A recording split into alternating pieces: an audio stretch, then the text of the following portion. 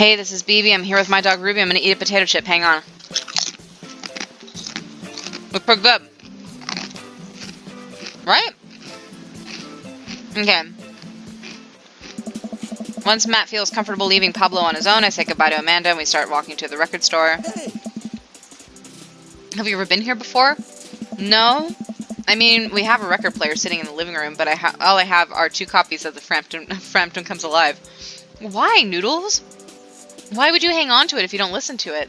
Those things are huge. Hey. This should be fun then. We're gonna find you some good stuff. Yeah, Matt, wreck me some tunes. Fucking make me a playlist. Yeah. Make me a mix CD.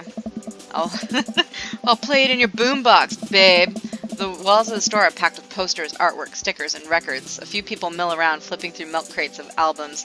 Some indie band is playing through the speakers. It's a nice vibe. Absolutely.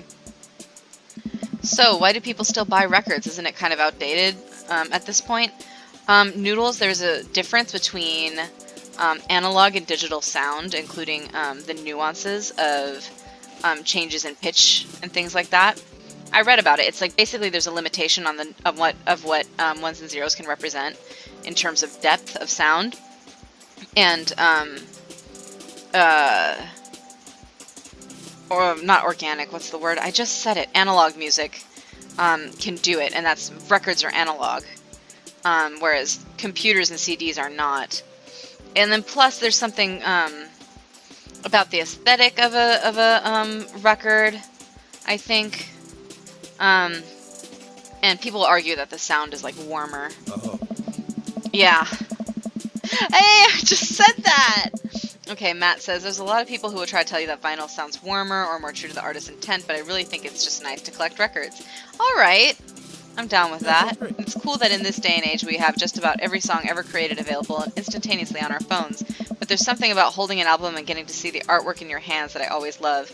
Well, right, I miss the days when albums had like a full cohesive message and imagery and like all the songs kind of went together in a storytelling kind of way. We still do get those, like Beyonce's Lemonade, right, was all a cohesive work of art. But I wish that there was more of it, and I wish that there was an appreciation for it as opposed to singles, which get released and eaten in isolation and not taken into context with the rest of the songs on the album.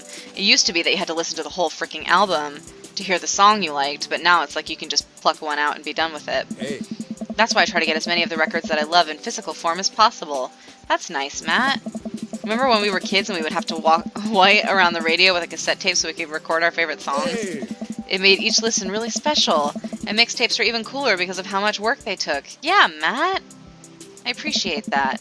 Now you just make a playlist. I think the last time someone gave me a real mixtape was in high school. I look around the multi-level record store and spot some genres. Future wave, jungle, anarcho-punk, nunsploitation. I have no idea where to even start. Man, this is a little overwhelming. Here, let me help you find something you might like. If you were a milkshake, what flavor would you be? Ooh.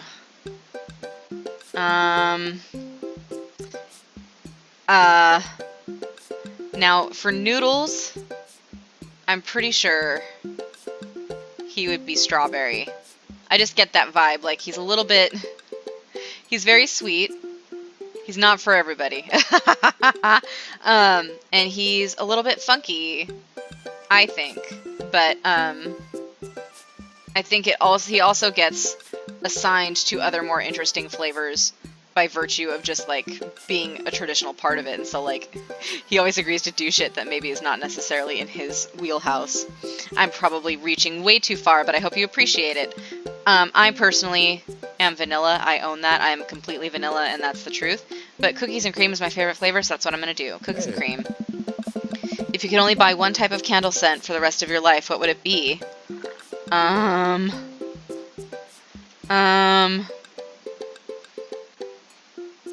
Daffodil Mountain Spring, Camouflage Summer Breeze, Spring Creek Fireball, Power Violence Cherry Blossom.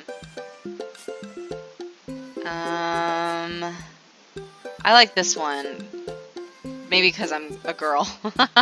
Daffodil Mountain Spring. Yeah. And what's your favorite ambient sound? Star Trek Bridge ambience? Holy shit, you're absolutely right. What's your dream vacation spot? Oh my god, I'm so glad I'm not the only one. Like, I had the Star Trek DVDs and it would play the bridge sound like that. And I would just leave it on. It was the most soothing shit to fall asleep to. Anyway, I forgot what he said. Living off the fat of the land in Ibiza, starting a new life in the Baltics. I like my backyard. What's your deepest, darkest fear?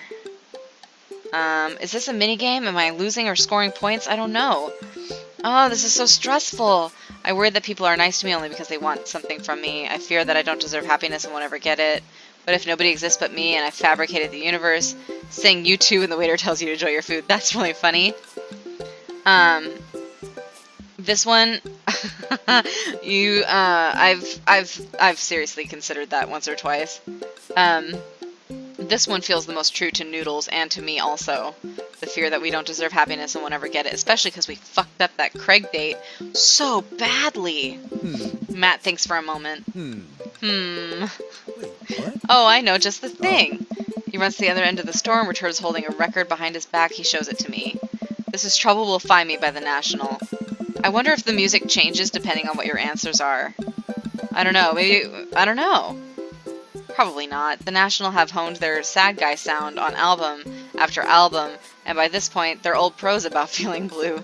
The music is so amazing that it'll actually cheer you up. Nice! Thanks, Matt! Whoa, dude, thanks for the recommendation. Yeah, Matt! That's so cute. He picked it, like, based on your answers and your personality. That's lovely. Hey. You're gonna have a great time with it. Promise. Matt and I bring our records to the cashier. A young girl with a septum ring and buzz cut stands at the counter with one earbud in. She sounds cute. Usual stuff today, Matt? Oh! Just some light pickups. Matt places 3 albums on the counter. Swear I'm Good by Diet Sig, Forever by Mystery Skulls, and Greatest Hit by Remo Drive. Are you fucking Mystery Skulls? Obviously, I think some of, obviously people's personal tastes who were on the development team have worked their way into this.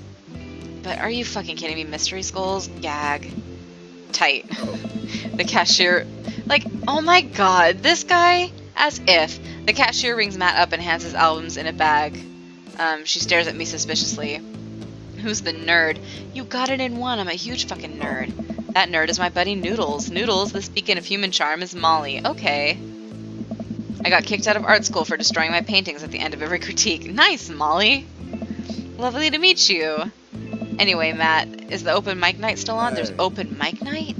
You know it. Are the Third Waves going to do a special acoustic performance? I might see if I can get a few of the girls together. Nice! Girl band? Molly, hit me up. There was an open mic night going on? Yeah, dude, we do it every month at the Coffee Spoon. Some amazing talent always comes through. Wow. I dig it. I'm digging right through that luggage. Got a flyer for it right here. Hey. You and Amanda should come by that night. Yeah, dude. Always. Why is he blushing? What happened? I mean, if you're not doing anything. Oh, he likes us. I don't know why. We didn't do that great. But I'll take it. Will Vacant Veil be playing? Yeah, sounds great. If only. I finished paying for my record and we head out of the store. That was nice. What a trip down memory lane. I haven't been to the record shop like that since Vance had shag carpeting. I wish they still did. Now that you mention it, isn't it strange that all of those weird little musical... Isn't it strange to think of all those weird little musical memories? How do you mean? Well, I think music is a very time and place sort of thing. A song is important to me not only in that I think it sounds good, but where I was and what I was doing when I listened to it. Absolutely. Certain, obviously certain smells and sights and stuff take you straight back to a certain time.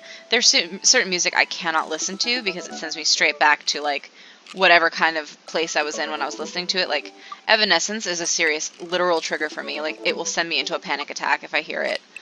Which sucks because it's a meme right now and everybody loves to fucking play that shit and they think it's hilarious. It's like, hey, did you know that was, like, people's cutting music? Like, hello? Like, have a little bit of self-awareness. Holy shit.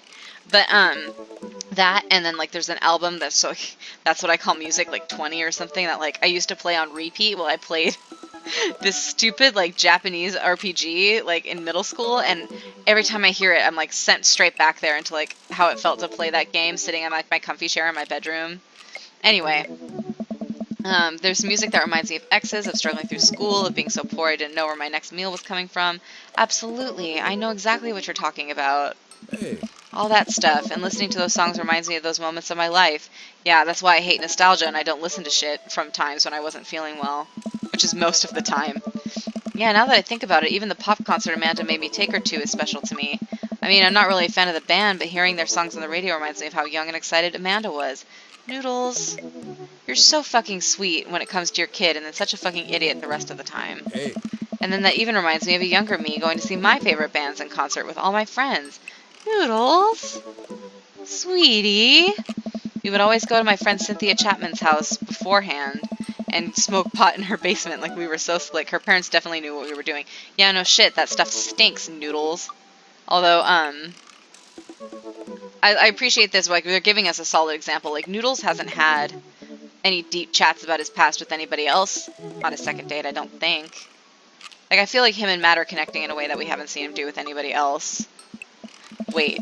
Well, maybe Joseph. We had a pretty solid conversation with Joseph, like Margaritaville, life aspiration stuff.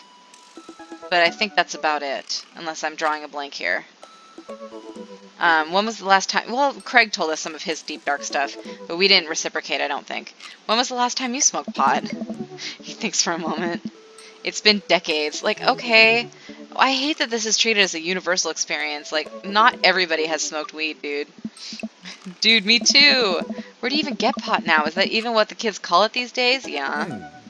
Most people call it weed, though, I think. At least people I've talked to. Maybe it's different regionally. I don't know. But I bet I could find out. Do you want to get high and listen to our new records? Are you serious? This has immediately gotten really boring for me. Like, yawn. This is the most boring shit. Okay. Of course we gotta say yeah. Gotta hang out with Matt. Noodles, as if Noodles would ever stand up to peer pressure when it comes to that. Jesus. He pulls out his phone and starts texting. After a few minutes, he looks up and smiles at me. What you got? Hey. Molly's got a hookup. Of course she does. Says to meet me in an alley near the coffee shop. You know that's on your text message forever now. Like, the police have that. I'm just kidding. Oh, God. Oh, no, this is the same alleyway from earlier. This is some sketchy ass shit. This is not worth it. We should turn back. Turn back, Noodles. Turn back. Okay, if it turns out it's the feds, you make a break for it, and I'll take the heat. Just promise me that you'll raise Amanda like she was your own. Noodles. You realize that weed has been legalized in the state, right? Oh. I definitely knew that. I did not. Hey. So what, is this Colorado then? But there's a bay, so it's gotta be coastal. It's probably a made-up state. But we live in dangerous times. Who knows what lurks in the seedy underbelly of Maple Bay? We could find ourselves on the wrong end of a deal gone bad. Just look out for Amanda. Noodles. I swear. Huh? He does seem to be a good dad. Carmencita is by far like one of the more well-adjusted kids we've seen. Here's our guy. Coming around the corner of one of those nasty grease dumpsters, shrouded in darkness, is a lean figure dressed all in black. So, Lucien? Maybe? Or maybe, Robert? Excuse me, Mr. Drugman.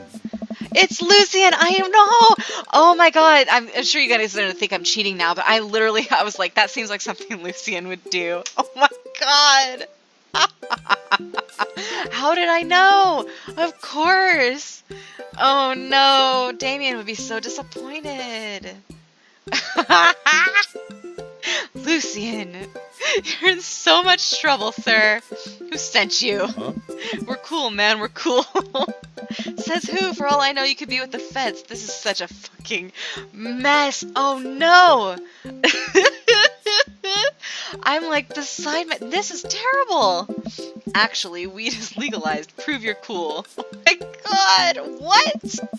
I need to know you're down or I bolt. Oh my god, we're gonna tell your dad. Oh no. We're buying weed from like a 14-year-old. We need to back up and reassess. We need to reassess our life choices. Oh no. Oh no. Why would you do that? Sight mutually assert destruction. That's true. Tell Damien and he would tell someone we care about, maybe Amanda? She wouldn't care. This is probably what we're gonna do, but we'll click it next time because we're coming up on time. Jesus Christ. Oh my god. This is the hottest mess I've ever seen. Alright, catch you next time. Bye.